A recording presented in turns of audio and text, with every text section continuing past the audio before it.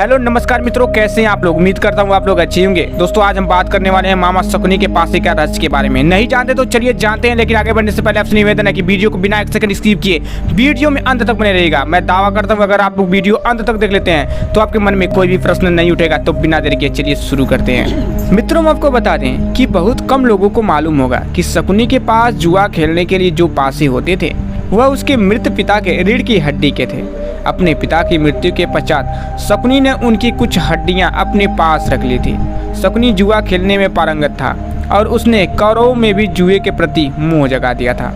शकुनी की इस चाल के पीछे सिर्फ पांडवों का ही नहीं बल्कि कौरवों का भी भयंकर विनाश छिपा था, क्योंकि शकुनी ने कौरव कुल के नाश की सौगंध खाई थी और उसके लिए उसने दुर्योधन को अपना मोहरा बना लिया था। शकुनी हर समय बस मौके की तलाश में रहता था, जिसके चलते कौरव और पांडवों में भयंकर युद्ध छिड़े और कौरव मारे गए। जब युधिष्ठिर हस्तिनापुर का युवराज घोषित हुआ तब शकुनी ने ही लाक्षागृह का षड्यंत्र रचा और सभी पांडवों को वारणावत में जिंदा जलाकर मार डालने का प्रयत्न किया।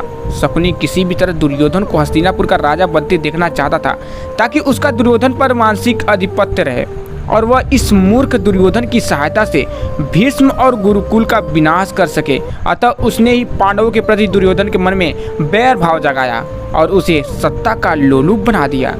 ऐसा भी कहा जाता है कि शकुनी के पासे में उसके पिता की आत्मा वास कर गई थी, जिसकी वजह से वह पासा शकुनी की ही बात मानता था। कहते हैं कि शकुनी के पिता ने मरने से पहले शकुनी से कहा था कि मेरे मरने के बाद मेरी हड्डियों से पासा बनाना। ये पासे हमेशा तुम्हारी आज्ञा मानेंगे, तुमको जुए में कोई भी हरा नहीं सकेगा। और मित्रों यह भी कहा जाता है कि शकुनी के पासे के भीतर एक जीवित भंवरा था जो हर बार शकुनी के पैरों की ओर आकर गिरता था, इसलिए जब भी पासा गिरता वह 6 अंक दर्शाता था। शकुनी भी इस बात से वाकिफ था, इसलिए वह भी 6 अंक ही कहता था। शकुनी का सौतेला भाई मटकुनी इस बात को जानता था कि पासे के भीतर भंवरा है। हालांकि शकुनी की बदले की भावना की इस कहानी का वर्णन वेद व्यास कृत महाभारत में नहीं मिलता है। यह कहानी लोक कथा और जनश्रुतियों पर आधारित है कि उसके परिवार को धृतराष्ट्र ने जेल में डाल दिया था, जहां उसके माता पिता और भाई भूख से मारे गए थे। बहुत से विद्वानों का मत है कि शकुनी के पासे हाथी दांत के बने हुए थे। शकुनी माया जाल और सम्मोहन की मदद से पासों को अपने पक्ष में पलट देता था। जब पासे फेंके जाते थे तो कई बार उनके निर्णय पांडवों के पक्ष में होते थे, ताकि पांडव भ्रम में रहें कि पासे सही हैं। तो चलिए मित्रों हम आपको पूरी कथा सुनाते हैं। मित्रों शकुनी के कारण ही महाराज धृतराष्ट्र की ओर से पांडवों व कौरवों में होने वाले विभाजन के बाद पांडवों को एक बंजर पड़ा क्षेत्र सौंपा गया था, लेकिन पांडवों ने अपनी मेहनत से उसे इंद्रप्रस्थ में बदल दिया। युधिष्ठिर द्वारा किए गए राजसूय यज्ञ के दौरान दुर्योधन को यह नगरी देखने का मौका मिला। महल में प्रवेश करने के बाद एक विशाल कक्ष में पानी की उस भूमि को दुर्योधन ने गलती से असल भूमि समझकर उस पर पैर रख दिया और वह उस पानी में गिर गया। यह देख पांडवों की पत्नी द्रौपदी उन पर हंस पड़ी और कहा कि एक अंधे का पुत्र अंधा ही होता है। यह सुनकर दुर्योधन बेहद क्रोधित हो उठा। दुर्योधन के मन में चल रही बदले की इस भावना को शकुनी ने हवा दी और इसी का फायदा उठाते हुए उसने पासों का खेल खेलने की योजना बनाई। उसने अपनी योजना दुर्योधन को बताई और कहा कि तुम इस खेल में हराकर बदला ले सकती हो। खेल के जरिए पांडवों को मात देने के लिए शकुनी ने बड़े प्रेम भाव से सभी पांडु पुत्रों को खेलने के लिए आमंत्रित किया और फिर शुरू हुआ दुर्योधन व युधिष्ठिर के बीच पासा फेंकने का खेल। शकुनी पैर से लंगड़ा तो था, पर चौसर अथवा धुटकीड़ा में अत्यंत प्रवीण था। उसकी चौसर की महारत अथवा उसका पासों पर स्वामित्व ऐसा था कि वह जो चाहता वे अंक पासों पर आते थे। एक तरह से उसने पासों को सिद्ध कर लिया था कि उसकी उंगलियों के घुमाव पर ही पासों के अंक पूर्व निर्धारित थे। मित्रों को बता दें कि खेल की शुरुआत में पांडवों का उत्साह बढ़ाने के लिए शकुनी ने दुर्योधन को आरंभ में कुछ पारियां की जीत युधिष्ठिर के पक्ष में चले जाने को कहा, जिससे कि पांडवों में खेल के प्रति उत्साह उत्पन्न हो सके। धीरे धीरे खेल के उत्साह में युधिष्ठिर अपनी सारी दौलत व साम्राज्य जुए में हार गए। अंत में शकुनी ने युधिष्ठिर को सब कुछ एक शर्त पर वापस लौटा देने का वादा किया कि यदि वे अपने बाकी पांडव भाइयों व अपनी पत्नी द्रौपदी को दांव पर लगाए। मजबूर होकर युधिष्ठिर ने शकुनी की बात मान ली और अंत में वे यह पारी भी हार गए। इस खेल में पांडव और द्रौपदी का अपमान ही कुरुक्षेत्र के युद्ध का सबसे बड़ा कारण साबित हुआ। और मित्रों साथ ही हम आपको बता दें, महाभारत में शकुनी ऐसे पात्र हैं जिनको महाभारत के महायुद्ध का विलेन और जिम्मेदार माना जाता है। शकुनी जानते थे कि महाभारत युद्ध में कौरवों की हार होगी, उसके बाद भी अपनी बहन के खानदान का सर्वनाश करवा दिया। शकुनी हमेशा से बुरे ख्यालों वाले व्यक्ति नहीं थे, वह अपनी बहन से बहुत प्रेम करते थे। शकुनी कभी नहीं चाहते थे कि उनकी बहन की शादी नेत्रहीन धृतराष्ट्र से हो, लेकिन भीष्म के दबाव की वजह से शकुनी को धृतराष्ट्र से अपनी बहन का विवाह करना पड़ा था।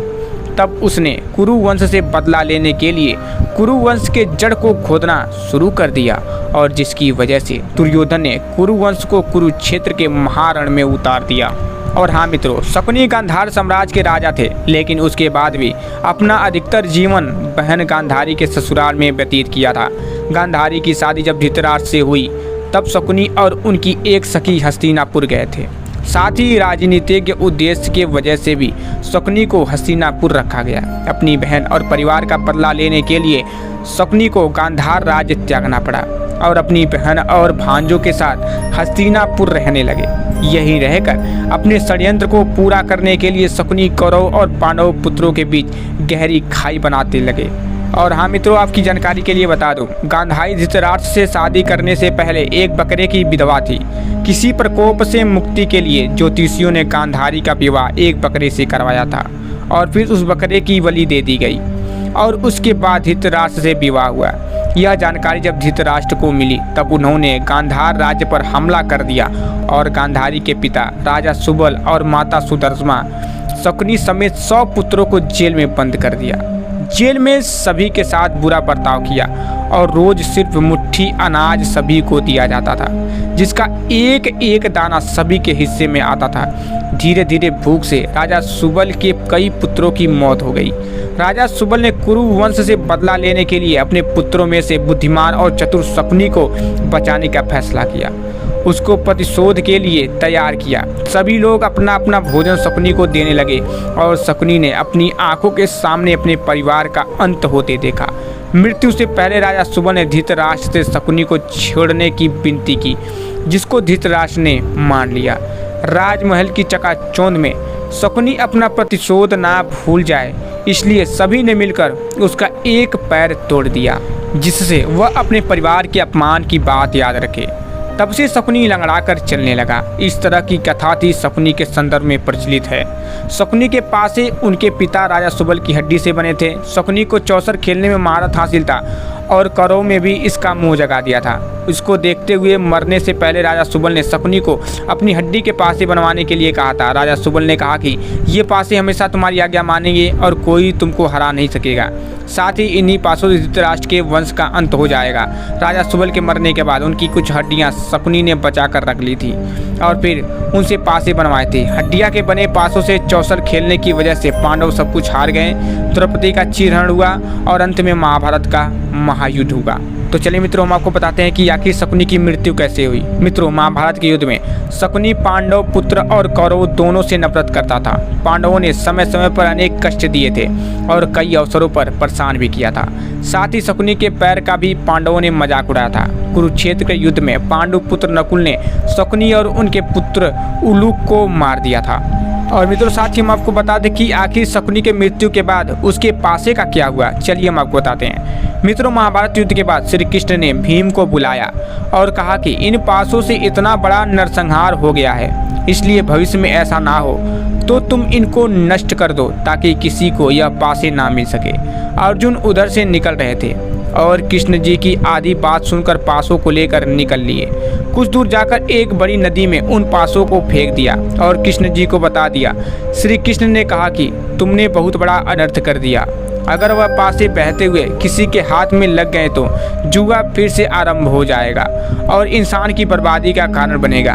अंत में यही हुआ, पासे किसी आम इंसान के हाथ लग गए और परिणाम यह हुआ कि जुआ किसी न किसी रूप में आज भी समाज में मौजूद है। तो मित्रों, अगर आप लोग वीडियो यहाँ तक देख रहे हैं तो कमेंट बॉक्स में जय श्री कृष्ण जरूर लिख दीजिएगा, जिससे आपके सारे कष्ट दूर हो जाएंगे। और हाँ मित्रों, अगर आप लोग को वीडियो पसंद आया तो वीडियो को दिल से एक लाइक और चैनल को सब्सक्राइब करना मत भूलिएगा। तो फिर मिलेंगे। जय श्री कृष्ण, राधे राधे।